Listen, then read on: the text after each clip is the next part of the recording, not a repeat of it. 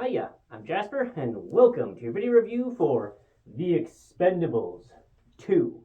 So, as always, I'm going to give you the good, the bad, and the furry. To start off the furry, nothing notable. Moving on to the good and the bad. So, this movie stars basically everybody from the first one, and they definitely give a lot more screen time to Bruce Willis's character as well as Arnold Schwarzenegger's character, and then they bring in Van Damme. They also bring in the other Hemsworth brother, and they also bring in Chuck Norris.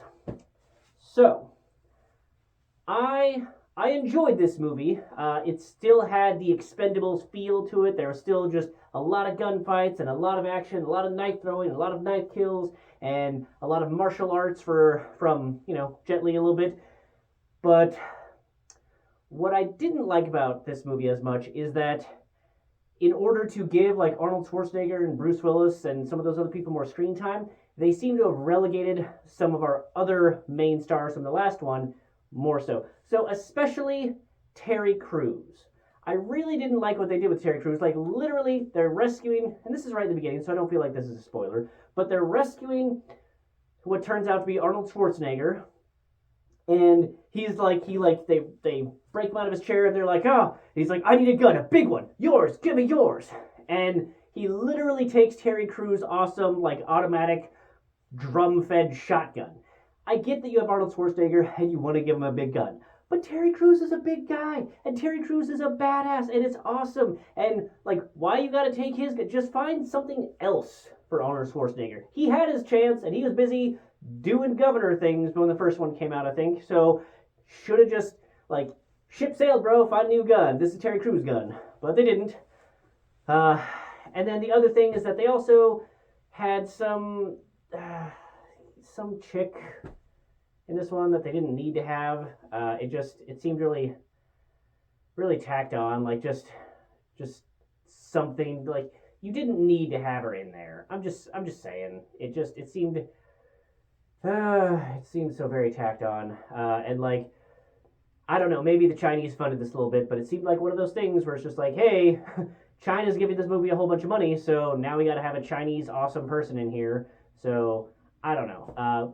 You had Jet Li, but I think there was like scheduling conflicts or like just he wasn't able to be around as much, so he had a good part, and then he had to go and take the other guy, but you didn't need to replace him with some just young Chinese chick who's so cool. Anywho, but yeah, I think that my main problem with this film is that it kind of relegated some of the other stars to make room for the people that were like, oh, this is actually a pretty cool thing. People like this. Okay, yeah, I want in and I want a bigger part. So I didn't really appreciate how they did that. And then when I first watched this movie, I was like cackling with glee when Chuck Norris's character shows up. So I definitely enjoyed it the first time. Rewatching it this time, maybe it's just because I do this now, but he comes in, saves the day, leaves. And it's like, what?